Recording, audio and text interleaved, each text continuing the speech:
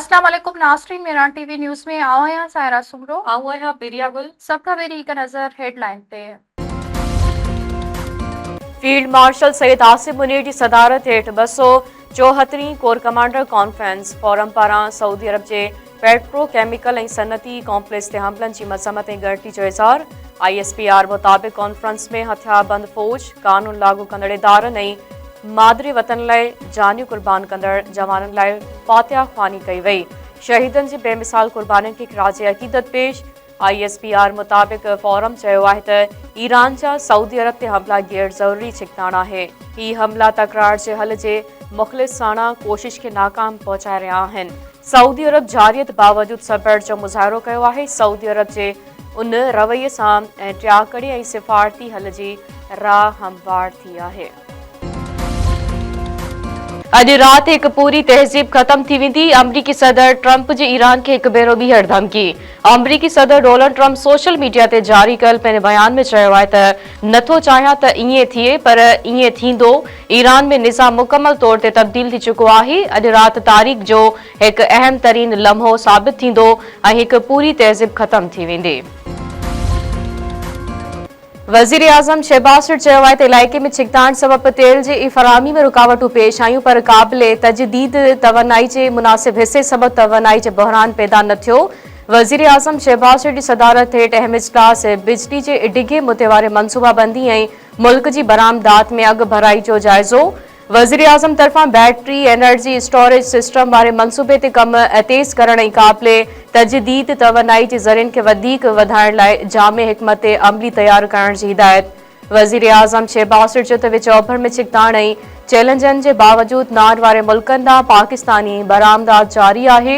कामयाब सिफ़ारतकारी ज़रिए उन्हनि मुल्कनि ॾांहुं पाकिस्तानी बरामदात जे रसद खे यकीनी बणायो वियो आहे।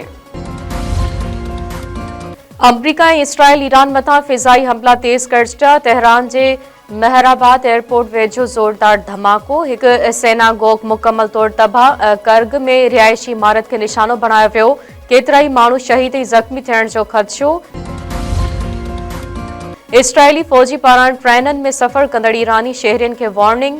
इसराइल फ़ौज चयो आहे त ईरानी शहरी ट्रेननि में सफ़र न कनि। ट्रेननि ऐं रेलवे स्टेशननि भरिसां शहरियुनि जी मौजूदगी संदनि लाइ ख़तरनाक साबित थी सघे थी। ईरान जे सुप्रीम लीडर मुश्तबा खामनाई चयो आहे त जंगी ॾोहारियुनि जूं धमकियूं उन्हनि जी बुखलाहट आहे। पुलनि, बिजली घरनि, इस्पतालनि ऐं स्कूलनि खे तबाह करण इंसानियत ख़िलाफ़ ॾोह आहे। पंहिंजे बयान में ईरानी सुप्रीम लीडर चयो आहे त अहिड़ियुनि धमकियुनि ते आलमी इदारनि जो ख़ामोश रहण अफ़सोसनाक ऐं बेहिसी आहे।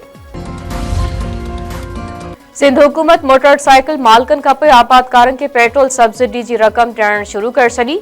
सीनियर सूबाई वज़ीर शर्जील इनाम मेमण चयो आहे त सिंध हुकूमत अवामी रिलीफ लाइ 35 अरब रुपया रखिया आहिनि। नंढनि आबादकारनि खे 1500 रुपया फ़ी एकड़ ते ॾिना पिया वञनि।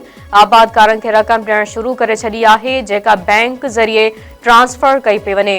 कराची में मुकेश चावला सां गॾु प्रेस कॉन्फ्रेंस कंदे शर्जील मेमण चयो आहे त सिंध में 67 लख मोटरसाइकिलूं रजिस्टर्ड थियल आहिनि। सूबाई हुकूमत मोटरसाइकिलनि नाले ते ट्रांसफर कराइण जी फीस ख़त्म करे छॾी आहे। ट्रांसपोर्टरनि भाड़ा न वधाइण जी ख़ातिरी कराई आहे। कोशिश आहे त पेट्रोल महांगो थियण जो भार अवाम ते घटि पवे।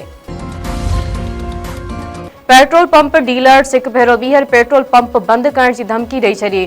पेट्रोल पंप डीलर्स एसोसिएशन जे अॻवाननि चयो आहे त पेट्रोल पंप डीलर्स जो मार्जिन हुकूमत तमामु घटि रखियो आहे। जेकॾहिं मार्जिन न वधायो वियो त पेट्रोल पंप बंदि करणा पवंदा। इस्लामाबाद में प्रेस कॉन्फ्रेंस कंदे petrol pump dealers association chairman समी खान चयो त पेट्रोलियम शयुनि जे वधंदड़ क़ीमतनि सां असांजा ख़र्च पूरा न पिया थियनि। हुकूमत असांजा मुतालबा तस्लीम न कया त पेट्रोल पंप बंदि करे छॾींदासीं। डंपर एसोसिएशन तरफ़ां पेट्रोलियम शयुनि जी क़ीमतनि में घटिताई न आणण ख़िलाफ़ गुड्स ट्रांसपोर्ट बंदि करण जो चिताओ। ऑल ट्रक डंपर एसोसिएशन जे सदर चयो आहे त पेट्रोल ऐं डीज़ल जी क़ीमतूं वधण सां गुड ट्रांसपोर्ट सख़्तु मुतासिर थिया आहिनि। सिंध हुकूमत जूं ट्रांसपोर्टरनि खे सब्सिडी ॾियण वारी ॻाल्हियूं फुज़ूल आहिनि। हैदराबाद में प्रेस कॉन्फ्रेंस कंदे ऑल ट्रक डंपर एसोसिएशन जे सदर चयो त जेकॾहिं पेट्रोलियम शयुनि जी क़ीमतूं घटि न थियूं त गुड्स ट्रांसपोर्ट बंदि करे छॾींदासीं। अदालती कमीशन गुल प्लाज़ा साने की जांच मुकम्मल करे वरिती। कमीशन सरबराह जस्टिस आगा फैसल जांच रिपोर्ट सेक्रेटरी कानून हवाले कर छॾी। कानून वारे सेक्रेटरी जो चवणु आहे त गुल प्लाज़ा साने जी जांच रिपोर्ट चीफ सेक्रेटरी सिंध हवाले कई वेंदी। हुकूमत जी मर्ज़ी आहे त रिपोर्ट पब्लिक करे थी या न। पेट्रोल डीजल जे अघनि में वाध खिलाफ सिंध हाई कोर्ट हैदराबाद में पटीशन दाख़िल। डिस्ट्रिक्ट बार एसोसिएशन हैदराबाद तरफ़ां दाख़िल पटीशन में वज़ीर आज़म ओगरा सूबाई सरकार ऐं ॿियनि खे धुर बणायो वियो। पटीशन में मौक़िफ़ अख़्तियार कयो वियो आहे त पेट्रोल ऐं डीज़ल जा अघ वधाए अवाम मथां सिधो हमलो कयो वियो आहे। जिन मुल्कनि में जंगी सूरतहाल आहे उते बि तेल जा अघ न वधाया विया आहिनि। तेल जे अघनि में वाध सां ॿियो शयूं बि महांगियूं थी वेंदियूं ऐं ग़रीब अवाम मथां वॾो भार पवंदो। मुआवज़े जो नोटिस वरितो वञे।